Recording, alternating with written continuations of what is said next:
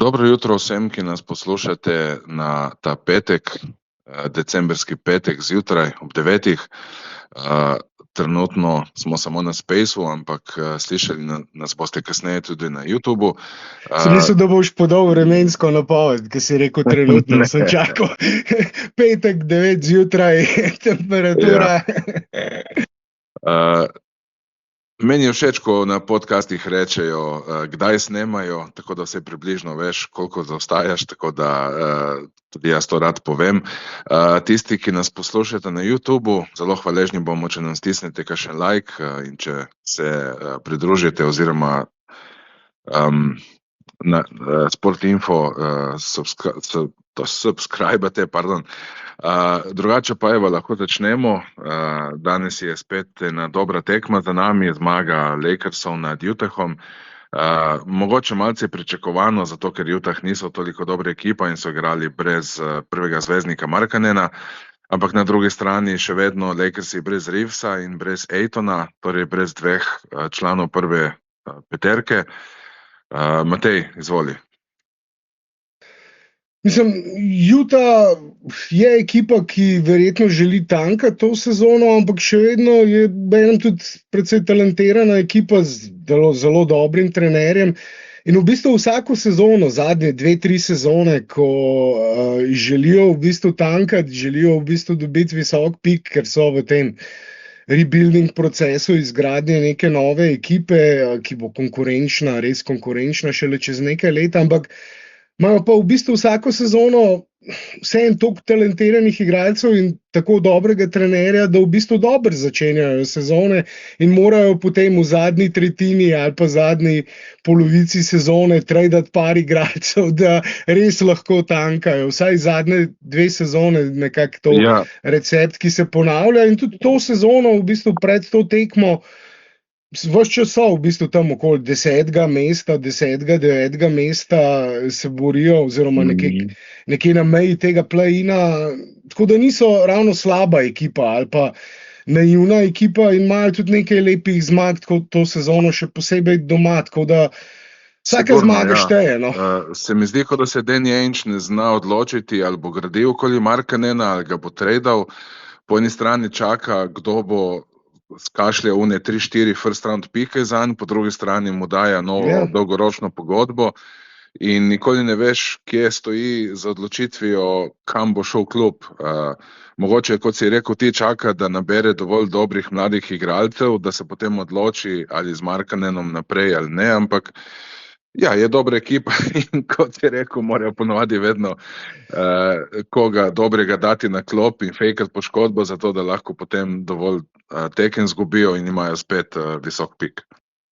Ja, pred kratkim so ravno Rocketse recimo premagali, Grizzlije so tudi premagali, zadnjo tekmo pred to so premagali še Maverickse, tako da so premagali, no, z izjemo Mavericksov, nekaj playoff ekip, dobrih playoff ekip, pa tudi Mavericksi v zadnjem času igrajo bolje in se nekako borijo za to 10., 9. mesto v play-inu, tako da so v približno podobnem rangu in na zahodu vemo, ni naivnih ekip, tako da vsaka zmaga šteje. Še posebej Utah, ki igra igro, ki je nekako neugodna za Lakers, izjemno hitra ekipa, ki v bistvu praktično celo tekmo hoče teči, igrati predvsem v tranziciji in s takimi ekipami so Lakersi imeli letos probleme. Tokrat se mi zdi, da so se mogoče celo malce preveč v drn in strn spustili z Utahom, ampak so nekako ta ritem zdržali, potem na samem koncu tekme pa tudi v redu kontrolirali zaključek. To je bila v bistvu 10. klač zmaga Lakersov to sezono. Mislim, da je to ena pomembna stvar, ki jo velja omeniti na klač tekmah, torej izenačenih tekmah, kjer je klač tekme so definirane kot tekme, kjer je v zadnjih 5 minutah razlika ni več kot 5 točk. In Lakersi so na takih tekmah to sezono 10-0. 10 so jih zmagali, nobene izgubili, kjer je bil tak izenačen zaključek. Kar seveda kaže, to je tisti talent, ki ga premorejo. Z Luko, seveda LeBronom, Reevesom, Lahko, ko se upočasni tekma, ko je treba igrati vsako posest na posest, počasi na postavljeno obrambo, takrat lahko vedno generirajo dober napad oziroma generirajo odprte mete. Luka seveda to počne bolje kot kdorkoli drug v ligi, ampak LeBron in Reeves pa sta obenem tudi še vedno oziroma sta dovolj dobra, da sta tudi one dva sposobna take mete generirati, in zaradi tega Lakersi vedno imajo dovolj dober napad v teh zaključkih. V bistvu v zaključkih tekem tudi dobro obrambo igrajo. Če bi skozi cele tekme igrali tako obrambo, bi bili tudi višje v teh obrambnih rejtingih, bi imeli boljšo obrambo v celoti gledano, ampak sej, v bistvu ker če gledamo, nekako projiciramo za naprej, se v play-offu v bistvu igrajo take tekme, in če ima ekipa profil ekipe, ki dobiva izenačene zaključke, to seveda ni slabo, to je dobro. Zdaj, seveda bi bilo pa še toliko bolje, če bi tiste stvari, ki jih ne počnejo ravno tako dobro, uspeli izboljšati. Potem bi pa res seveda lahko bili tista ekipa najvišjega ranga, ampak zato pa, kot smo že večkrat govorili, bojo verjetno potrebni tudi kakšni tradi. Na taki tekmi, kjer je pa manjkal Reeves, manjkal tudi Tatum, torej dva starterja, ko si omenjal seveda Markkanena pri Utah Jazzih, velja tudi omeniti, da sta pač Lakersom manjkala dva starterja, dva od 4 najpomembnejših, jaz bi rekel celo 3 najpomembnejših igralcev to sezono, bi dal LeBrona tukaj šele na 4. mesto po pomembnosti ali pa mogoče še kanček nižje. Ampak glede na to, seveda, taka zmaga šteje. In Lakersi pač naprej zmagujejo tiste tekme, ki jih morajo dobiti.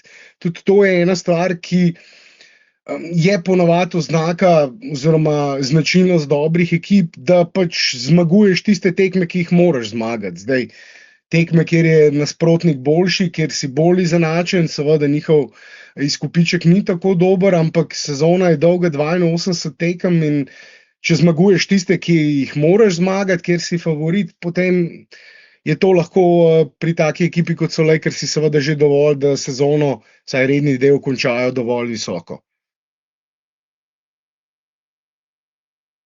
Ja, dajmo iti malo k tekmi in povedati, kaj se je dogajalo in kako so prišli do te zmage. Najprej moramo seveda povedati rezultat 143 proti 135. Obramba res ni bila dobra, če dobiš 135 pik od Utaha brez prvega zvezdnika, potem veš, da obramba ni bila glavna zadeva te tekme, glavna stvar, glavni fokus. In Matej, pred tekmo smo zvedeli, da je JJ Redick govoril z LeBronom in Luko in jih prosil, da naj malce bolj se potrudita pri obrambi in da naj Luka tudi igra malo več brez žoge. Jaz bi rekel, da kar se tiče obrambe, mogoče Luka, ja, je imel 5 ukradenih žog, ampak prevečkrat se mi zdi, vsaj v prvem polčasu se je zgodilo, da mu je ušel branilec za hrbet in je večkrat ostal v prostoru brez pokrivanja enega igralca in potem se je to večkrat zgodilo potem, da so iz te situacije Utah zadeli. Ampak bolj, ko je šla naprej tekma, bolj se mi zdi, da je bil Luka neaktiven samo v napadu seveda, ampak tudi v obrambi. Je pa rabil, mislim, da enih 10 minut približno, da je zalaufal svoj motor. Jaz sem mislil, da bomo spet gledali kakšno zelo neučinkovito tekmo Luke, kot zadnjič, ko je zadev le 2 trojki od 14 poskusov. Na srečo temu ni bilo tako in se je na to razigral. Ampak to je bila ravno obratna tekma od tiste, ko smo navajeni od Luke, ko da ponovadi 15 do 20 pik v prvi četrtini, potem pa njegove pike na četrtino vedno bolj padajo proti koncu tekme. To je bilo ravno obratno. Matej, imaš ti kakšno razlago, zakaj bi bilo temu tako? Mislim, zaradi obrambe, ki jo je Utah igral. Ponavadi je vedno, oziroma na pogosto je na tekmah situacija, v kateri nasprotniki proti njemu igrajo 1 na 1, samo prevzemajo v obrambi in on pač to izkoristi, ko ga pa podvajati več začnejo v drugem polčasu, pa seveda več podaje. tukaj na tej tekmi so nekako Utah Jazzi celotno tekmo menjali različne obrambe, ga podvajali na trenutke, ga pokrivali individualno oziroma prevzemali v obrambi. In pač Luka je igralec, ki mislim, da odlično bere igro, to je ena od njegovih najboljših kvalitet in mislim, da večkrat kot ne sprejema pravilne odločitve na parketu. In tudi tukaj seveda nazorno njegova statistika kaže, da je to počel, glede na to, da je imel na koncu 14 podaj, pa samo eno izgubljeno žogo za obrambo. Pa tudi mislim, da je dobro tekmo odigral, ne samo zaradi teh 5 ukradenih žog, ampak mislim, da je, ko so prevzemali, pač več ali manj dobro opravil svoje delo, s tem, da je treba tudi reči, da od njega JJ mogoče celo preveč zahteva, saj v primerjavi z drugimi zvezdniki, v primerjavi s kakšnim SGA-jem, Jokićem, drugimi igralci, Cunninghamom ali pa recimo tudi Giannisom v Bucksih. Ker recimo na tej tekmi je Luka dosti pokrival Keontaeja Georgea, ki je odličen, nadarjen, mlad branilec Jazzov, zelo hiter. Ampak ni bil njegov primarni branilec. Na trenutke je bil, ja, v določenih situacijah je šlo za prevzemanje, ampak v določenih posestih je bil pa tudi primarni, tam v bistvu kar precej posestih in je mogel Keontaeja Georgea okoli blokov Jusufa Nurkića, ki pa vemo, da je ogromen in seveda najboljša stvar, ki jo počne, so glih bloki, ki jih postavlja. Luka pa je tudi ogromen in seveda tukaj ne gre za neko prefinjeno prebijanje blokov, ampak za rokoborbo na vsakem bloku, za kar pa se mi zdi, da seveda ni Luka, ni grajen niti fizično, ne moreš za njegovo velikostjo biti nek point of attack defender na najboljšemu skorerju, branilcu, še posebej enemu takmu hitremu malemu branilcu, ampak se mi zdi, da je relativno dobro opravil svoje delo,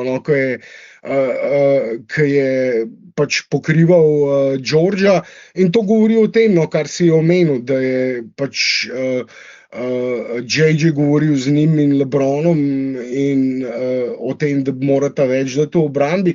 S tem, da jaz mislim, da z izjemo zadnjih nekaj tekem po tistem povratku iz Slovenije, ki ga je imel in je imel nekaj slabše obrambo, ki mislim, da je povezana tudi s tem potovanjem nazaj v Slovenijo in potem, oziroma v Slovenijo in potem nazaj tja, vsaj domnevam, da je nekaj takega bilo, ker zdaj je že spet igral, mislim, da prejšnjo tekmo in to tekmo dobro obrambo, da je bila obramba na zadovoljivem oziroma predvsej visokem nivoju. Mislim, da tudi na večini tekem to sezono od samega začetka igra dobro obrambo, ampak pri njemu je seveda to tak narativ, da če odigra 1, 2 slabši tekmi, takoj seveda vsi pograbijo to in tečejo s tem na družbenih omrežjih in povsod drugje. Kar seveda pri Luki je nekako to postal narativ in zaradi tega mora biti še toliko bolj pozoren, da si ne privošči kakšnih slabih tekem, ki si jih pa drugi igralci že spet na njegovem nivoju redno privoščijo, če gledaš seveda tekme Denverja ali pa tudi OKC-ja. OKC ima legendarno dobro obrambo letos, zgodovinsko dobro obrambo, ampak SGA je njihov najslabši obrambni igralec, sam, ki si obkrožen z tako dobrimi obrambnimi igralci kot on, si lahko privošči, recimo, da ga ujamejo pri ball watchingu, torej pri gledanju žoge, ne pa svojega obrambnega igralca, kar če res gledaš SGA vsako tekmo, vidiš, se mu zgodi 2-krat, 3-krat na vsaki tekmi, ampak pri njemu pač to ni narativ, oni imajo odlično obrambo in to seveda nekako splava pod vodo oziroma ne dobi nobene pozornosti. Tako da, ne vem, to se mi zdi na nek način ne fair do Luke, ampak po drugi strani pa tudi za igralca njegovega kova, seveda vemo, nekateri igralci so bolj ali manj priljubljeni, se bolj ali manj izpostavlja posamezne pomanjkljivosti in pri Luki se pač bolje, pri katerih se izjemno izpostavlja. Celo po tej tekmi sem videl par tweetov, kjer pač so poskušali kritizirati Luko, da ni dobro igral ali pa da je bil slab in nisem mogel drugega kot tweetniti, da je pač to edini igralec v zgodovini, ki lahko da 45 pik za 50% metom, zraven še 11 skokov, 14 podaj, ob samo eni izgubljeni žogi, kar je seveda odlična playmaking predstava, pa še 5 ukradenih žog, nekaj, kar je do zdaj v zgodovini uspelo samo njemu in še dvema igralcema, Cunninghamu to sezono, pa Michaelu Jordanu 20-25 let nazaj,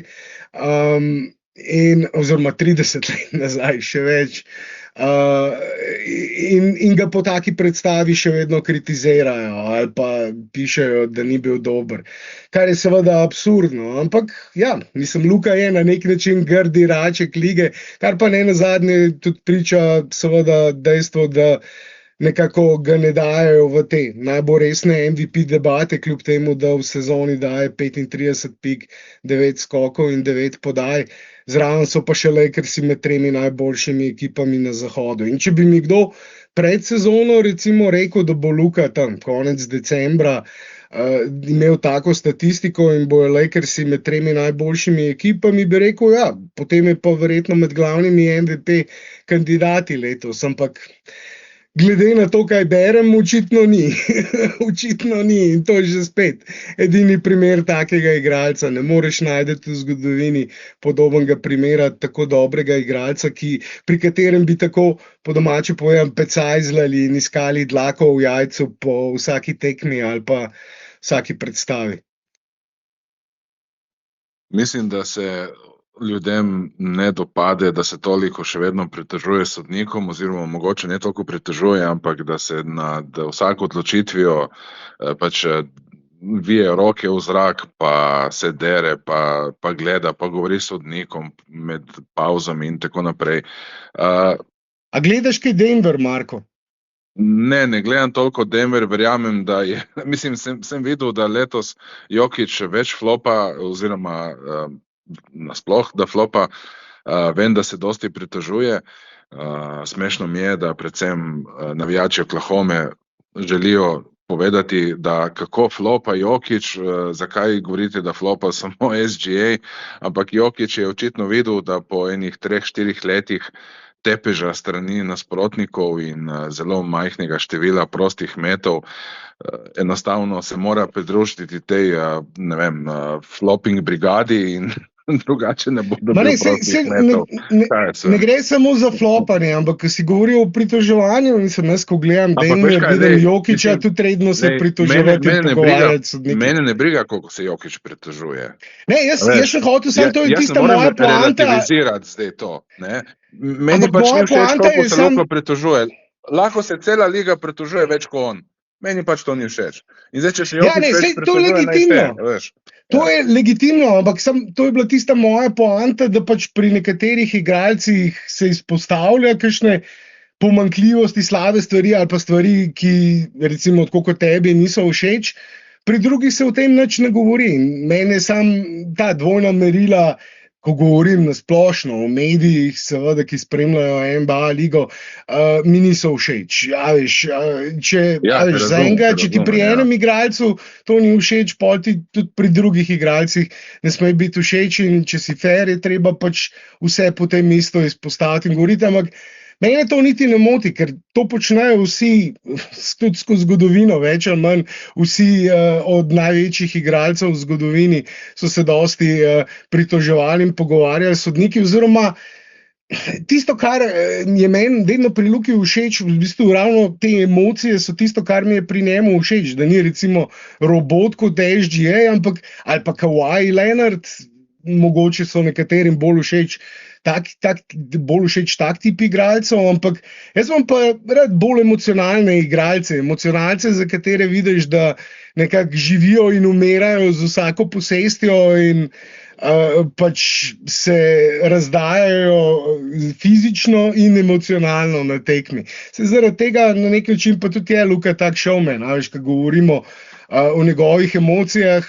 Tudi to tekmo je najdel enega na klopi, ki mu je nekaj rekel in je potem celo tekmo po vsakem košu zunim govoril. Ampak to je recimo tudi, to je Kobe mentality, to je MJ mentality, vse za Michaela Jordana so vedno govorili, da tudi če mu ni noben nič rekel na tekmi, si je pa zmislil, da mu je nekdo nekaj rekel, da ga je nekaj užalil. Je najdel enega sovražnika, na katerega se je sfokusiral in potem seveda vso svojo energijo nekako tudi kanaliziral v to smer. In veš, mene to nekako ne moti, no. V vsakem primeru je to nek del igre, nekaterim je všeč, nekaterim ni, ampak zame je to del celega teatra, nepogrešljiv del.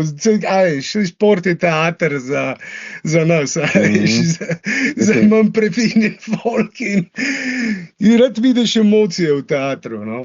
Če veš, kaj mislim. Ne, vem, kaj misliš, in če primerjam ravno SGA in Luko, ki igrata emocionalno totalno različne igre, vsak na svojem spektrumu, ja, mi je dosti bolj všeč Lukova, to sigurno. Ampak nekaj... Vsaj bolj zabavno je, no, za gledati. Sigurno bolj zabavno, ja. No, mogoče je SGA zabaven gledati samo za navijače Thunderjev, drugim ne vem koliko, ampak okej. Ja, ampak veš, najti nekega sovražnika za to, da te spodbudi k boljšim igram, ja, saj to razumem, ampak to je malo naporno in tudi to, ne vem, veš, gleda, kot da Luka rabi nekaj zunaj sebe najti, da se motivira. Medtem ko SGA, recimo, če že primerjamo ta dva igralca, pa najde motivacijo znotraj sebe, ne?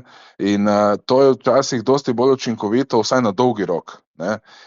Luka pa, ne vem, v kakšni playoff seriji bomo rekli, Pišoka ga bo razpizdil, kdo izklopi ali ne, ker če ne bomo izgubili tekmo, veš, in potem ni več to odvisno od Luke samega, ampak odvisno od nekoga drugega, ki ga mora razpizditi, in to mogoče... Mislim, do zdaj še v vseh playoff serijah najdu kakšnega sovražnika, no, mislim, ker praktično ni imel playoff serije, ker ne bi dajal vsaj 30 pik, pa kakšnih 8 skokov in 8 podaj na tekmo, tako da, veš, do zdaj mu to ratuje. Zame, ne vem, no, to so v končni fazi bolj akademske debate, ampak mene ne moti. Ampak, če se vrnemo malo k tej tekmi, še proti Jazzom, pa mogoče pogledava malo proti naslednjim tekmam in seveda zdaj tudi vprašanje, kdaj se Reeves in tudi Dayton vrneta nazaj v peterko.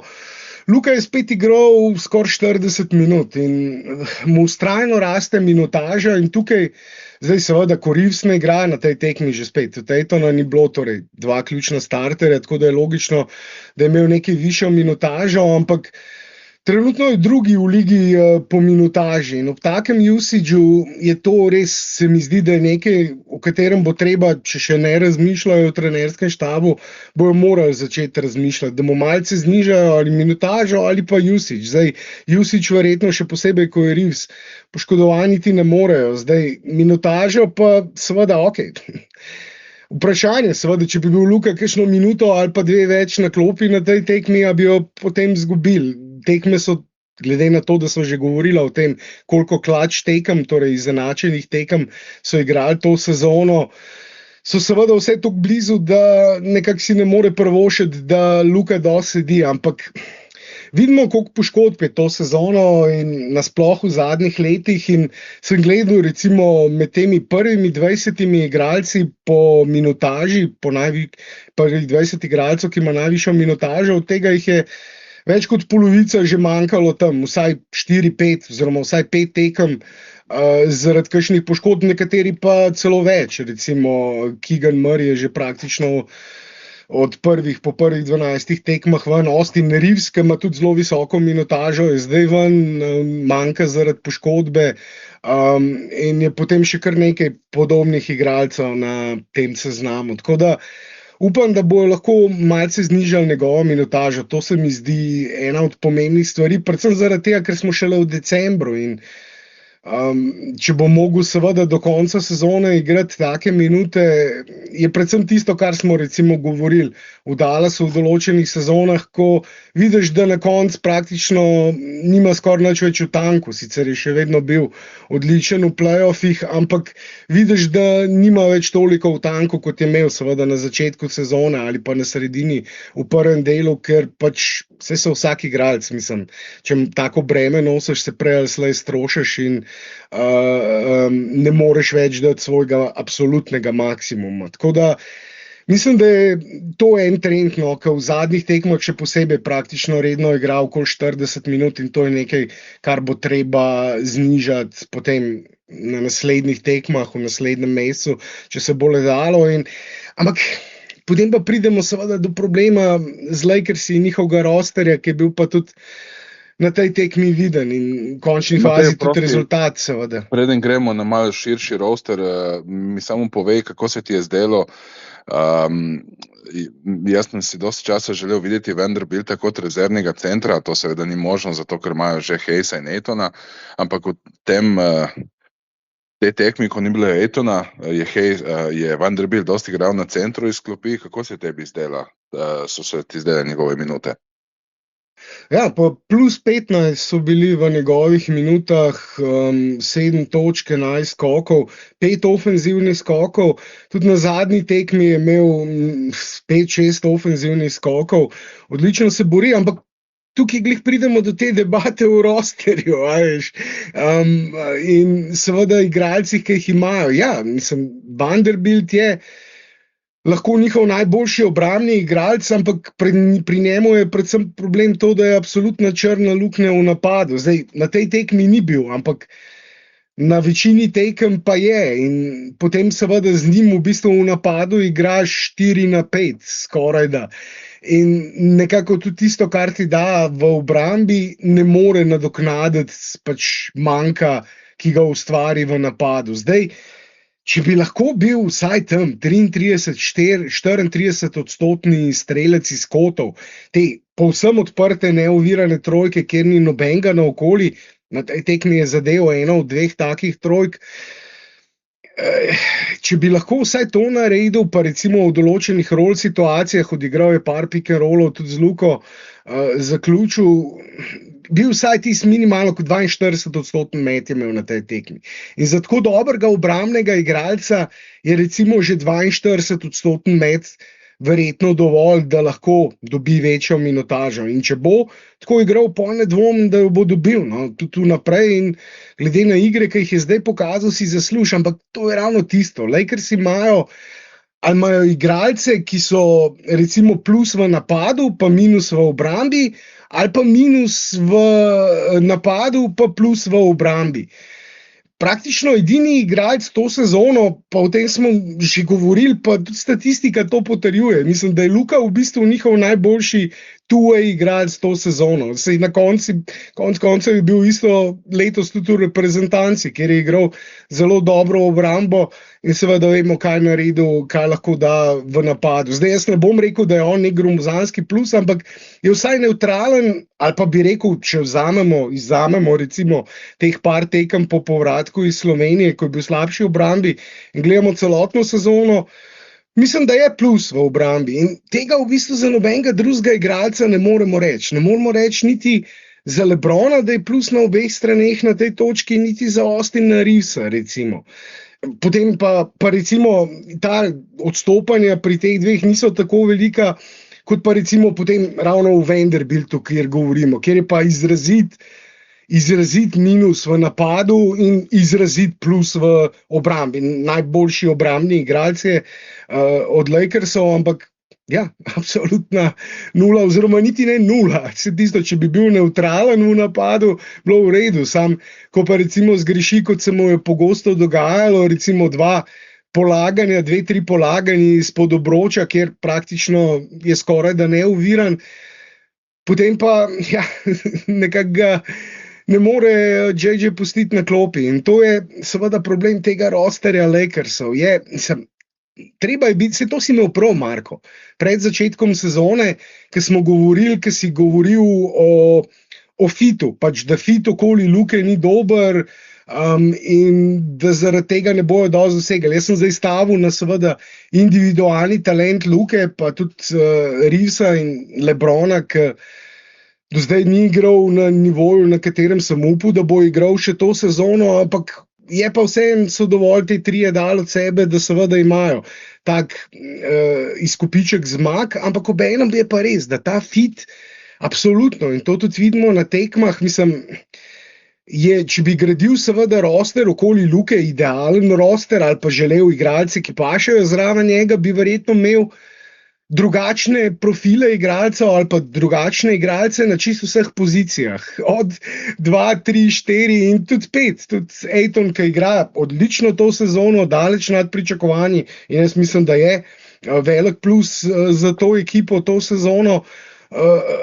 Še vedno ni recimo idealen fit zraven Luke, ker seveda Luka preferira centra, boljšo verzijo seveda, ampak centra kot je Hayes, ampak boljšo verzijo Hayesa, atletskega rim protektorja in lob dankerja, zabijalca lobov. Ampak ja, ne, to je problem Lakersov, ki ga bomo videli, ga bojo poskušali rešiti to sezono, ali bojo pa počakali do poletja in šele potem šli iskati oziroma graditi nek nov roster, ker seveda bojo to tudi morali narediti. O tem smo pa tudi že ogromno govorili, da praktično bojo imeli samo 4 igralce pod pogodbo poleti in ogromno prostega prostora v capu, ogromno denarja na voljo za nove pogodbe in seveda tudi potencialne trade bojo lahko izpeljali in dobili še 2 first round pika dodatna, tako da bojo imeli 3 first round pike, ki jih bojo lahko tudi tradali poleti, in takrat se zna zgoditi, da bojo šele takrat potem naredili tiste konkretne spremembe v rosterju, ki jih pa rabijo. Se pravi, mislim, tudi Austin Reeves super igra to sezono, ampak že spet, če bi želel graditi ekipo okoli Luke, neko idealno ekipo, oziroma pripeljal igralce, ki idealno pašejo zraven njega, kot recimo Denver počne z Jokićem, potem bi verjetno pripeljal drugačen tip branilca, drugačno dvojko, oziroma predvsem dvojko, ki je boljša v obrambi, ki je lahko ta point of attack defender, ker recimo na taki tekmi, kot je Utah, lahko okoli blokov preganja Keonteja, Georgia, da ni treba Luki tega početi, pa se seveda okoli Nurkićevih ogromnih blokov prebijati. Tako da, recimo, Drew Holiday na vrhuncu bi bil idealen. To je bil en igralec, zdaj je seveda že v letih, ampak to je bil en igralec, ki sem jaz upal, da bi recimo nekako Mavericksi na začetku Lukove kariere izpeljali trade zanj. Igralec, ki je recimo tam zelo dober v napadu, ni ravno odličen, eliten, ampak zelo, zelo dober v napadu, ampak obenem eliten v obrambi. Ja, izvoli, Marko. Pa da ne rabi toliko žoge v rokah, zato da igra dobro. Ampak, ne, to se niti ne gre za žogo, mislim, niti ne gre se za to, koliko rab žogo, ker v določenih situacijah mora imeti žogo, ravno zaradi tega v menedžeruje, ker recimo, če Luko podajajo, njemu povsem zaupaš, da organizira vrhunski napad, da lahko sam zaključi tudi v težkih situacijah, da odigra izolacijo, in rabiš še vedno dovolj dobrega igralca, mislim, v napadu, ampak seveda rabiš tudi obrambo, se to vidimo, ali že spet. SGA ima v ekipi 4 praktično all defense igralce, ki so recimo med 10 najboljšimi obrambnimi igralci lige. Medtem ko Luka še v celotni karieri ni imel enega top 10 ali pa top 15 obrambnega igralca zraven sebe. Isto Jokić z Aaronom Gordonom, mislim, ki je idealen obrambni igralec, ko gre za Jokića in njegove pomanjkljivosti, boljšega ne moreš najti v obrambi in tudi v napadu v končni fazi. In takega profila igralca Luka še ni imel v celotni karieri, enega tazga igralca zraven sebe, in to je tisto, kar bi enkrat videl. Njega v ekipi, ki res dobro paše okoli njega, ki potencira njegove dobre stvari in zakrije kakšne potencialne napake. Ja, in ravno zato, ker je Lakers ekipa zgrajena tako kot je, se lahko potencira vsaka napaka Luke v obrambi, medtem pa tako, kot si rekel, pri SGA-ju to ne velja, zato ker njegove napake zakrivajo all defensive soigralci. Vse podobno je bilo tudi v Dallasu, recimo, ko je Luka končno dobil dobro ekipo in z njo igral dejansko eno sezono, čisto vse skupaj, drugo polovico sezone, ko so dobili tista dva igralca in potem še prvo polovico sezone, preden se je poškodoval in bil traden. Takrat so tudi, ko bi rekel, izgledali dobro, tudi če Luka kakšnega igralca napadal od dveh malo pozabil, pa mu je zbežal za hrbet, ker so bili tako dominantni, da se to ni poznalo niti na rezultatu, niti na igri. Tukaj pa se to žal pozna, zato ker imajo Lakersi zelo malo prostora za napake, ves čas hodijo po robu, imajo največ clutch tekem, kot smo že rekli, in tudi na srečo so najboljši v teh clutch tekmah. Vsaka napaka se zato gleda pod povečevalnim steklom. Ampak, veš, ko govoriš o temu, da ta igralec ne paše k Luki, unin igralec ne paše k Luki, pa takšen roster mora biti okoli Luke. Govorimo samo, kaj rabi Luka, ampak fajn je mogoče malo govoriti tudi, kaj ekipa rabi od Luke. In jaz mislim, da je napad dobro izgledal, ko je Luka vsako toliko dal žogo od sebe in igral 2-2 z LeBronom in se potem odprle razne druge poti do koša, kot je recimo, mislim, da je Ravi ali kdo je utekel po podaji med LeBronom in Luko, tisto, ko je bilo give and go akcija 2-2. Recimo, takšne zadeve so mi zelo všeč, ker celo ekipo spravijo v gibanje in ne, recimo, kot tiste akcije, ko čakajo vsi, kaj bo Luka naredil na vrhu trojke in ali bo podal ali ne. Luka tukaj izgubi zelo veliko energije, ko kreira šut za druge in ne vem, veš, sej jaz ne pravim, da bi on mogel igrati malce več brez žoge, zato ker igra preveč na žogi, ker to ni dobro za ekipo, ampak to tudi za njega ni dobro, ker ima potem več energije tudi v obrambi. Mislim, sej kemija, vsaj napadalna kemija z Reevesom se mi je zdela, vsaj v tistih prvih 16-17 tekmah, ki ste jih skupaj odigrala, preden se je LeBron vrnil, se mi je zdela v bistvu boljša iz tekme v tekmo. No? In tudi off-ball igra obeh se mi je zdela, da sem videl, oziroma sem videl nek določen napredek tudi v določenih off-ball akcijah. Recimo Luka kot drugi screener v spam pick and rollu ali pa postavljal bloke za AR-ja in tukaj recimo kakšne mismatche ustvaril, tako da tukaj se mi je zdelo, da je bil nek določen napredek, ampak ja, ne, sej, načeloma je trenutno glavni problem te ekipe, mislim, da LeBron in tudi temu se preprosto ne da ogniti in to je pač tako velik oziroma nerešljiv problem nekako to sezono, da mislim, da z njim preprosto, razen če se ne zgodi, ne vem, če po nekaj tednih še ali pa kakšnem mesecu igranja se recimo nekako ta kemija med njimi ne spremeni, ampak iz vidika fita pa že spet, če bi iskal igralca, ki paše zraven Luke, definitivno ne bi dal 41-letnega LeBrona, ker na nek način je on v mnogih pogledih slabša verzija Luke na tej točki. Stvari, ki jih počne, recimo tudi igra v postu ali pa izolaciji, so v bistvu zelo podobne kot to, kar Luka hoče početi, s tem, da seveda ni nič narobe, samo rabiš boljšega obrambnega igralca, predvsem pa v obrambi nekoga, ki ne pokriva že spet tudi iste pozicije kot Luka. Luka je idealno šterka, LeBron je idealno šterka, tukaj imajo pa, ko gre za obrambo seveda, tukaj imajo pa še Ruija zraven, ki pa tudi idealno v obrambi ga daš pač na šterke nasprotne ekipe in bo tam najboljše delo opravil, čeprav je dobenem tudi on največji obrambni problem Lakersov na nek način to sezono. In tukaj je pa že spet, kar smo govorili prej, velik plus na eni strani parketa in velik minus na drugi, je na nek način v bistvu Rui odličen floor spacer, to sezono odlično meče za 3 in to je tisto, kar Lakersom seveda manjka, rabijo enega takega ostrostrelca vsaj na parketu v napadu, da lahko malce razširi parket in ustvari malce prodora, da ni treba Luki proti 3 ali pa celo 4 igralcem prodirati, ker spacing v Lakersih je katastrofalen, ravno zaradi tega, ker so ena od najslabših ostrostrelskih ekip. Ampak na drugi strani pa Rui vse da nazaj v obrambi. Res, če govorimo o najslabših obrambnih igralcih Lakersov, potem je to, mislim, da brez konkurence Rui, on se pa preprosto prevečkrat zgubi. Se ne vem, če si videl, na prejšnji tekmi je celo v določeni situaciji šel na klop, ko niti ni JJ timeouta poklical in je mogel nazaj iz klopi laufati. Res je en tak, kot pravijo Američani, space cadet, no.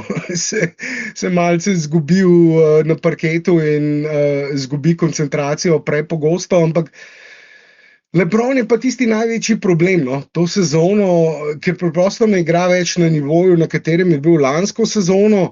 Ne vemo, a bo lahko dosegel ta nivo in če ga ne bo mogel, tudi lansko sezono seveda fit z Luko ni bil idealen, ampak tukaj potem individualna kvaliteta, ker je bil še na nivoju recimo top 10, top 15 igralca lansko sezono, lahko nadomesti te pomanjkljivosti v fitu, ampak to sezono ni pa temu niti blizu in potem ta slab fit z Luko pride še toliko bolj do izraza. In tukaj samo seveda, njega se ne da na klopu sedeti, ne more nobenih menjav, tukaj JJ narediti, uravnotežiti prvo peterko, s tem, da bi recimo LeBrona poslal na klop, pa Smarta v prvo peterko, ko se vrne Austin Reeves, seveda tega ne more narediti. Ne more tudi z Austina Reevesa poslati na klop, recimo njega kot tistega sixth mana, kot jokerja sklopi oziroma strelca sklopi, ki lahko res bi konkretno ukrepil klop, glede na to, da je tudi slaba klop, ena od najslabših klopi, vsaj po točkah na tekmo, je ta od Lakersov in bi seveda to lahko Austin Reeves precej izboljšal, ampak tega tudi ne more narediti. Zdaj tudi Rui je recimo v pogodbenem letu in nekako tukaj je določena politika zadaj pri JJ-ju oziroma front officeu. Ne vemo seveda, kakšne plane imajo poleti, ampak ziher ga ne želijo zastonj zgubiti. In zaradi tega seveda nekako tudi on more biti v prvi peterki. Ayton pa tako ali tako, no, mislim, sej, druge opcije niti nimajo in Ayton več kot zadovoljivo to sezono upravlja svoje naloge, ampak že spet ni pa eliten rim protektor, ki bi lahko recimo tako kot Lively, ko je bil še zdrav tisto sezono, ko so šli do finala, res bil med najboljšimi rim protektorji lige. To seveda Ayton je dovolj dober, recimo, da bi lahko, če bi imeli boljšo obrambno ekipo, boljše perimeter defenderje, igralce, obrambne igralce na zunanjih položajih, bi bil lahko tudi Ayton dovolj dober, ampak že spet fit. Igralci tukaj v tej ekipi preprosto ne pašajo okoli Luke, seveda, kar mora biti Lakersov glavni cilj to sezono, zgraditi konkurenčno ekipo okoli Luke in tukaj bomo videli, no, kako bo šla ta sezona in kako jo bojo odvozili. Ampak mislim, da dejstvo, da pa obenem so, koliko, 19 zmag, če se ne motim, imajo zdaj pa 7 porazov, torej Tako, ja. 73 odstotni so pri zmagah, njihov win percentage je izjemno visok, praktično z Denverjem so skoraj da izenačeni, Oklahoma je daleč pred vsemi, 6 zmag pred njimi, oni imajo 25 zmag in 2 poraza, ampak glede na to, da so na tem izjemno konkurenčnem in zahtevnem zahodu, kljub vsem tem težavam, o katerim sva govorila, pa tudi težavam z zdravjem v Lakersih, še vedno tako visoko, pa obenem kaže, da jaz bi rad videl, da bi nekaj poskušali že to sezono narediti. No. Samo, to je pa zdaj ta dilema, seveda, ker ne morejo pa LeBrona tradati, ker če bi jim uspel en trade za LeBrona izvesti, recimo njegovo pogodbo, 50-milijonsko pogodbo, za to pogodbo dobiti 2 igralca za 25 milijonov, ki imata recimo vsaj približno produkcijo vredno take pogodbe, bi bil to že gromozanski bonus za ekipo in mislim, da bi bili konkretno boljši. Ampak tega pa seveda ne morejo narediti in zaradi tega, ne vem, ne glede na to, kakšne spremembe naredijo, LeBron bo še vedno zraven in ta fit z Luko še vedno ne bo idealen ali pa zadovoljiv na dovolj visokem nivoju, da bi recimo lahko potem konkurirali Oklahomi in podobnim ekipam. In seveda ostali roster spoti tudi niso zapolnjeni s takimi igralci, tako da ne vem, no, kaj misliš, Marko? A ti, če bi bil GM Lakersov, čakaš do poletja ali greš že to sezono v tem prestopnem roku all-in oziroma poskušaš kaj narediti? V februarskem prestopnem roku, ki zdaj se je v bistvu ravno 3 dni nazaj, 4 dni nazaj uradno začel s 15. decembrom, so lahko tudi igralci, ki so letos podpisovali pogodbe, tradeni, tako da so vsi igralci zdaj nekako odprti za trade. Ja, februarja all-in zame pomeni, da tradaš Reevesa in LeBrona. Za igralce... Se LeBrona ne moreš, ja, to smo govorili. Potem pa februarja bi mogoče naredil samo neke manjše kozmetične popravke in čakal na poletje. Po eni strani upal, da ne bo več hotel igrati za Lakers ali pa vsaj zelo dosti manjšo pogodbo, ampak tudi če reče Lakers, ok, bom igral za 15 milijonov, ja, še vedno ga boš imel v prvi postavi, ne? In bo on spet fural nek retirement sezono, tako kot je to hotel početi Chris Paul, ampak veš, on je vsaj štartov iz klopi pa razumel, da bo tudi kakšno tekmo odsedel brez odigrane minute. Pri LeBronu tega ni za pričakovati. Tako da drugega kot čakanje na poletje mislim, da Lakersom ne ostane in tudi ta rekord, ta 19-7 je malo vrljiv, zato ker letos Lukatu in Reevesu gre res tako dobro. Obema gre tako dobro, da lahko premagujejo tudi slabšo obrambo nasprotnike, ki jih imajo za premagati, torej takšni kot so Utah in podobni, ki so jih premagali. Oklahomo, recimo Denver, Houston že težje premagujejo. In to mi pove pač, da v tej sezoni spadajo v top 5, top 6 ekip, ki lahko računajo nekje na drugo rundo play-offa in to je to, kar za Lukota seveda ni dovolj, ampak ta sezona, kot smo rekli, že dosti krat pri Dallasu je žal spet samo prehodna. Pol ti bi tudi Reevesa tradal med sezono, ali samo v primeru, da bi lahko tudi LeBrona zraven tradal in naredil nek kompleten... Ja, veš kaj, mislim tudi, če LeBrona ne moreš menjati, pač on bo odpadel poleti, ne. In če lahko Reevesa, ki mi je sicer zelo všeč kot igralec, tradaš za 1 do 2 res dobre igralca z dobrim fitom, potem to dejansko narediš, ker Reeves rabi eno ekipo, kjer je on recimo prvi play, ne, in bi on res pokazal v svoj talent. Ne verjamem sicer, da z Reevesom kot prvo opcijo lahko zgradiš šampionsko ekipo, ampak ne vem, no, mislim, vse on je tudi rekel, da se bo podredil ekipi in vse skupaj, ampak kaj ti pomaga podrejanje ekipi, če enostavno, tako kot si rekel, ne more biti tak igralec point of attack defender. Ja, mislim, v končni fazi sej, a veš, če videli smo recimo s Kyriem, da lahko z kakšnim igralcem, ki rabi žogo v rokah, ki rad igra izolacijo, tudi to funkcionira. In lahko recimo z branilcem, takim profilom branilca, Luka tudi pride zelo daleč, če seveda potem ekipa okoli ni primerno zgrajena. Tako da lahko bi teoretično tudi z Reevesom to seveda funkcioniralo in bi lahko tudi okoli teh 2 igralcev po mojem zgradili konkurenčno ekipo, ampak potem moraš seveda imeti v glavi to, da Reeves ne more pokrivati, ne samo, mislim, pri Reevesu je problem tudi ta, da obenem ni dovolj hiter, da bi recimo pokrival te zunanje hitre branilce, ki seveda švigajo okoli blokov, obenem pa ni dovolj močan, da bi lahko prevzemal višje branilce. In to je tista razlika recimo med njim in Luko, kjer Luka seveda tudi ni grajen za, tudi on je v bistvu absolutno previsok, da bi preganjal in preogromen, da bi preganjal te hitre branilce okoli blokov, ampak ravno zaradi te višine in moči pa ga lahko prevzema.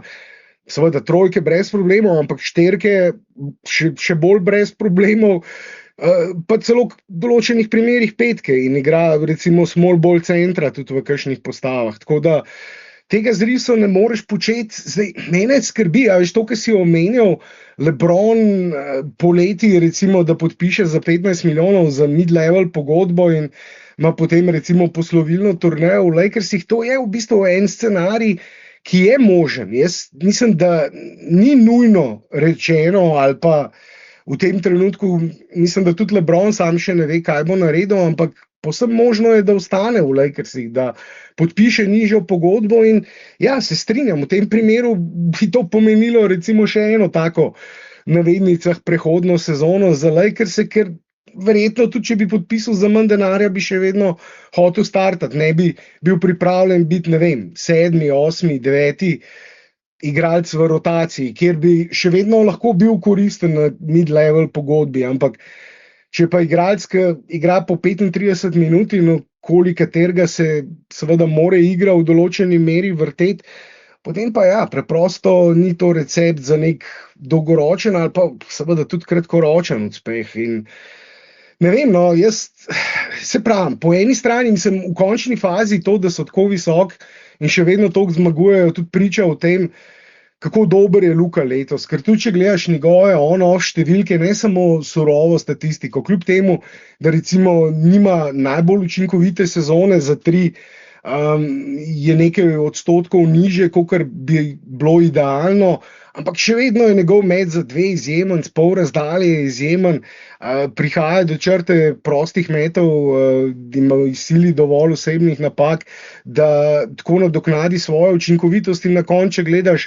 true shooting, se pravi učinkovitost, skupno učinkovitost iz igre za 3 in s prostih metov, je še vedno konkretno nad povprečjem lige. Mislim, nad 61% je povprečje lige, pa tam 55-56%. In pri takem volumnu je to seveda elitno, odlično. Tako da, ja, je opravil že ogromno, ampak bo pa mogoče, če želijo Lakersi res kaj narediti to sezono, narediti še več, da bojo lahko premostili vse te pomanjkljivosti, ki jih imajo in tudi v teh aspektih, ki smo jih omenjali zdaj na tem spaceu, ki smo jih predebatirali. Tako da bomo videli, no, ne vem, jaz vsekakor mislim, da ne vem, no, jaz sem v bistvu pravzaprav nekje 50-50 pri tem vprašanju, ali naj že poskušajo to sezono kaj narediti v tem prestopnem roku, ki se zaključi februarja, ali naj počakajo do poletja.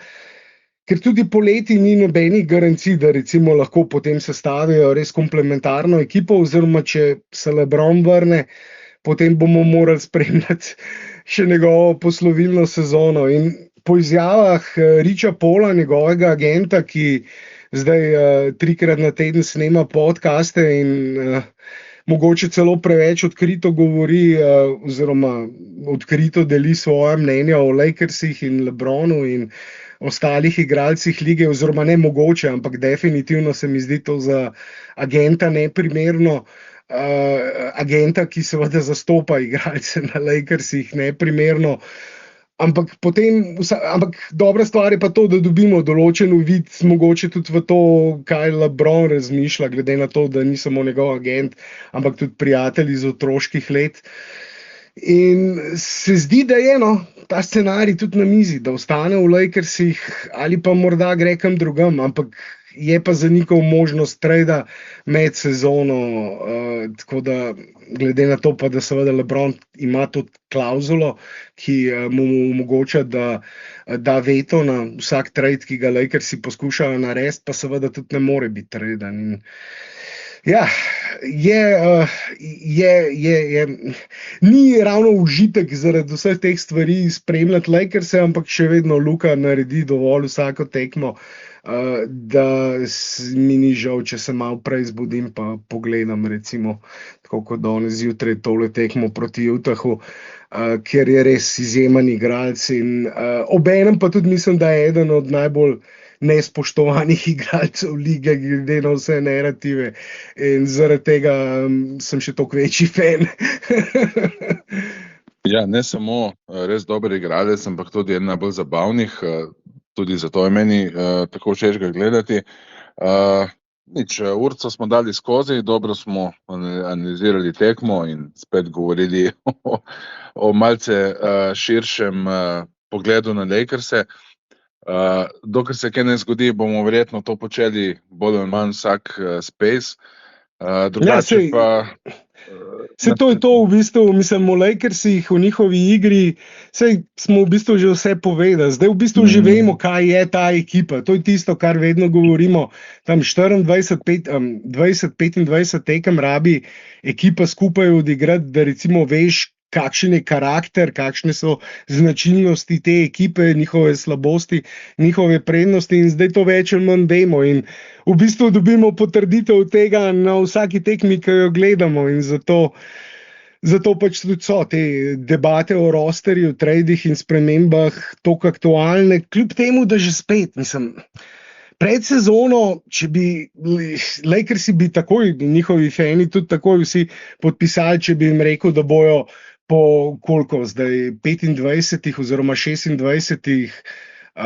odigranih tekmah imeli 19 zmag in samo 7 porazov in ob tem recimo, da bi ključni igralci LeBron, Luka, Reeves tudi manjkali, še posebej LeBron, ampak zdaj tudi Reeves manjkali toliko tekem in zaradi tega tudi se mi zdijo vse te kritike Luke toliko neupravičene, ker kljub vsemu še vedno več kot očitno naredi dovolj, da z ekipo, ki ni idealen fit, kjer nima dobrega rosterja okoli sebe, so še vedno tretji na zahodu, pred ekipami z neprimerno boljšimi rosterji in boljšimi igralci okoli njihovih zvezdnikov. Tako da, ja, naslednjo tekmo igrajo proti Clippersom, ki počasi tonejo, vedno slabši so in vedno slabši vzdušje. Počasi tonejo kot kamen.